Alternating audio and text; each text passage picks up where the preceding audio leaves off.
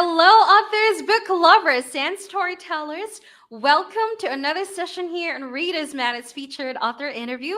My name is Leah, and I will be your host for today. And with me is one of the Reader's Magnet's featured author. And today, she will be sharing to us what this book is all about. Her as an author, and of course, what inspired her to write this book. So, yes, everyone, let's all welcome our one and only Miss Rossanna Snee, author of the book Papi Por Favor. Yes, hello, Rosanna. How are you doing? It's good Hi, to see you. good to be here. Thank you. Wow, Thank you yes, for giving me this opportunity.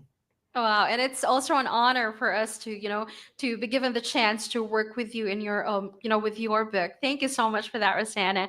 And yes, of course, this is the moment we've been waiting for because, of course, it's, another platform to really share your story, the story behind your book. So, yes, but before we do that, Rosanna, of course, we wanted to know who Miss Rosanna Snee is. So, yes, a little bit of self introduction, Oh please. boy, that's you want to know who.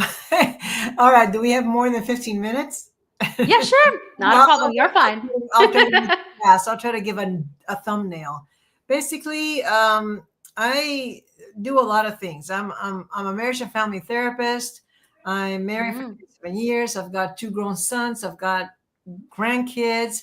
I have a lot of hobbies. I work out. I play the violin, the viola, the piano. Wow. I paint because I love to be creative, and writing is one of those outlets for me. I also read a lot. As you know, all authors are readers.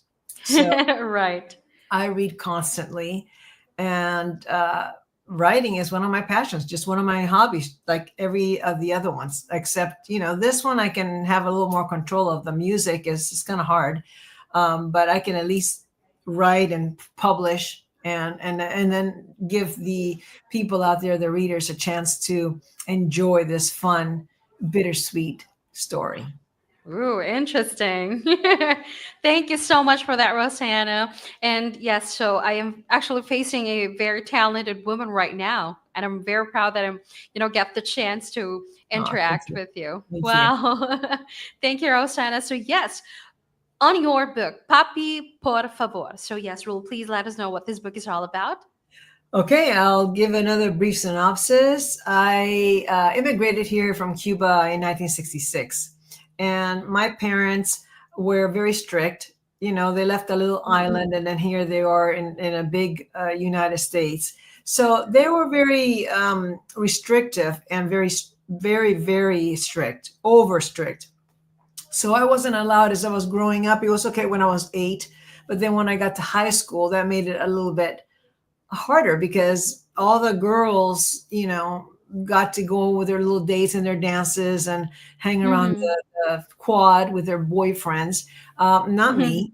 So actually then a boy came to the school. He had come from Arizona. He was sort of a transplant, and we hit it off. He was in a couple of my classes, and I just started really liking him. He started really liking me.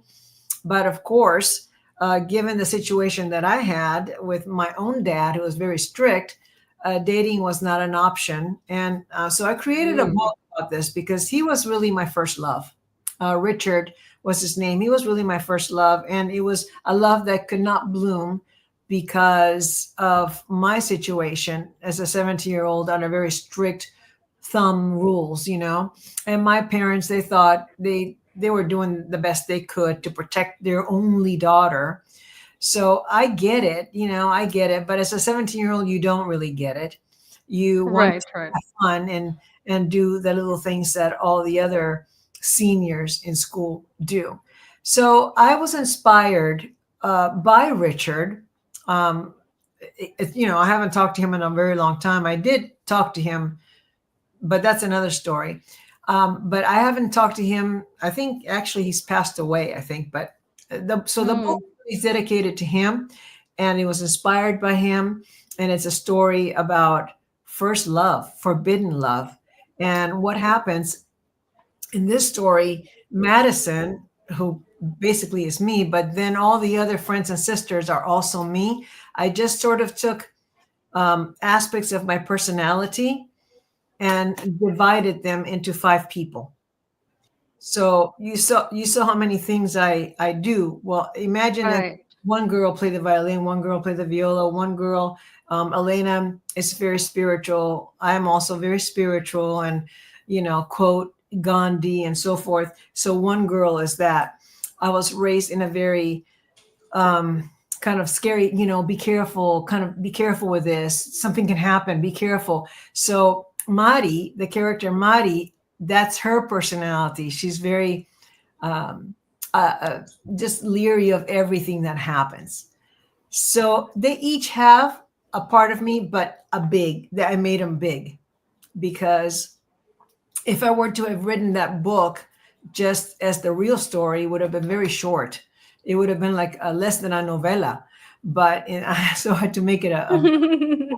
And in this, Mhm. a lot of things are true in the book. A lot of wording that happened. The letter in the back of the book that Ben writes to Madison, basically, I copied it out of my yearbook. So there are a lot of Wow. things that are true, but I had to embellish, of course, Mhm.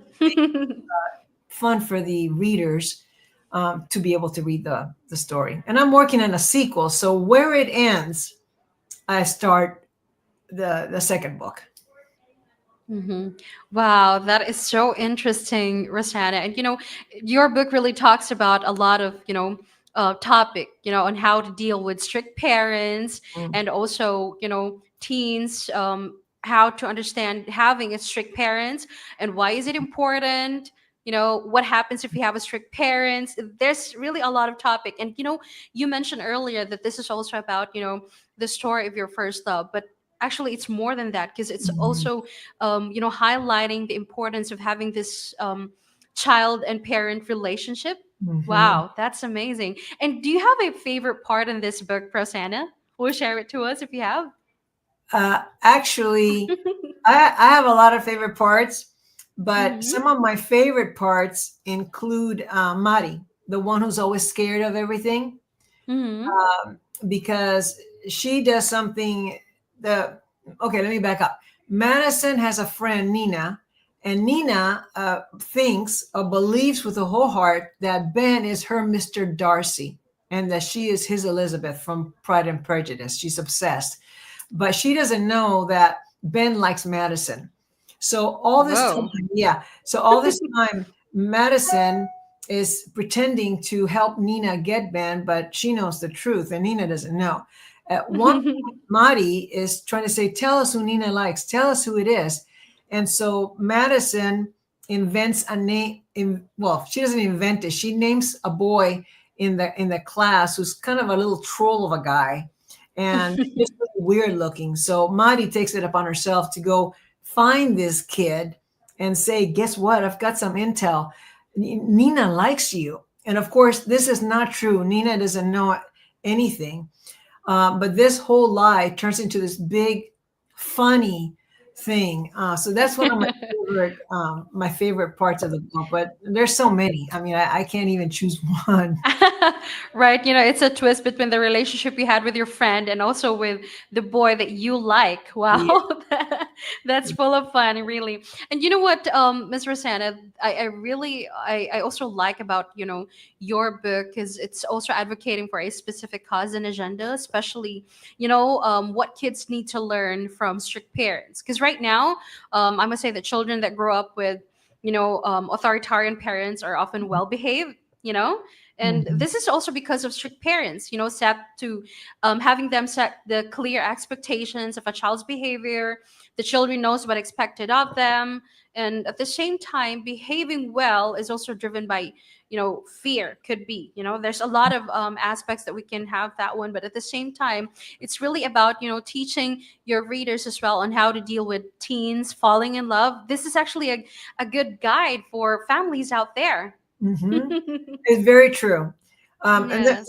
I mean, if you're a teen and you have a very strict parent, there's Mm-hmm. not a whole lot you can do until you turn older and 18 or 19 and you're able to, have some independence. But there's not much you can do. But I do want to say that things like that don't last forever. People do grow up and mature and everything else. And I'll say that my dad wasn't as much as authoritarian as just in this aspect Mm-hmm. of our lives, just don't date because you don't know what can happen. You're just Right. a young girl. So he was overprotective, I would say, Mm-hmm. more than authoritarian. So he let, Overprotective. yeah, more overprotective. And I think it is a good guide how to deal with it, how to, and I think it's a lot of good guide for parents too, because if you're in Exactly. a situation like this, and it's a culture clash, because here in the US, it is not that, you don't not let your daughters date, you have a boyfriend, and maybe you Mm-hmm. let them go to the movies or whatever. But I see why in this day and age you want to protect your kids so they don't end up in a bad situation, because Right. he had an experience with his sister that ended in a bad situation, so that even Mm-hmm. drove his fear even higher, and that got Right. transferred to his daughters. Mm-hmm. Yes, and you know what? Especially when it comes to dealing with teens right now falling in love, it's actually a good, teen relationship can also help adolescents practice communication skills, Mhm. build their identity, and of course, the sense of self, right? And Yes. here in this book of yours, Rosanna, parents can really help teens to navigate, the young love, which we are talking about your book by providing them the appropriate limits and privacy. Talking openly about teenage love, offering unconditional love and support, and it's actually good. Wow, Yeah, and it's so also I want to amazing. say that in this story, it's a very pure story. It's a very pure love. It is. It is not, having sex or anything like that. It's really platonic first love. So, Right. and Richard really was my first kiss in high school. He was so Wow, that's so cute. and so Ben was Madison's first kiss also. Right. Very sweet thing. So it's like even young girls can read it. There's nothing like, oh my God, don't read chapter 4, So it's very very sweet and tender book without all the things that could maybe make it, oh, don't that's no, my daughter can't read that. Of course, of course. Yes, thank you so much for that, Rosanna. And of course, we already have a set of viewers out there. Is there any message that you'd like to give them? Well, message, read the book. If you like young love and you like a book that is funny and it has sad moments, but there's a lot of humor and also bittersweet moments. So I would say read my book, and if you read it and you like it, leave a review. Boy, is it tough to get reviews. People just don't do that. Um, Mm-hmm. but I think people will really like it. I mean, I love it, and I've read it a million times. I love all Right, the and you know what? Yes, go ahead, Rosanna. I said I really like all the characters and how they play off each other. It's a fun book, and how Ben's relationship with Madison.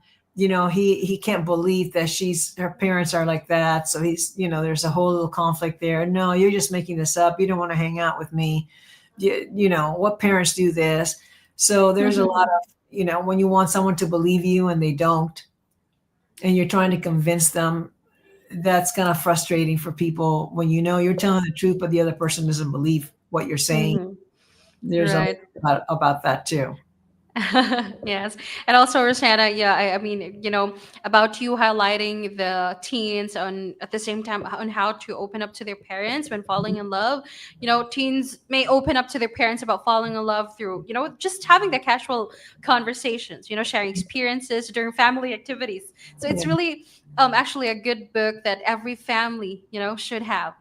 Seeking advices when faced with emotional dilemmas. That's really one of the issues right now that teens are going on. So it is very safe, non-judgmental environment, especially when you talk to your family first. So this book can really help our families out there, especially when they already have a teen once in the family. I think so. Thank And I you. think it's important for parents to listen to their kids and to Exactly. hear them out.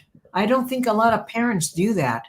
They Hmm. just basically exert their rules and they don't listen to their kids. But kids have feelings too. Kids are people.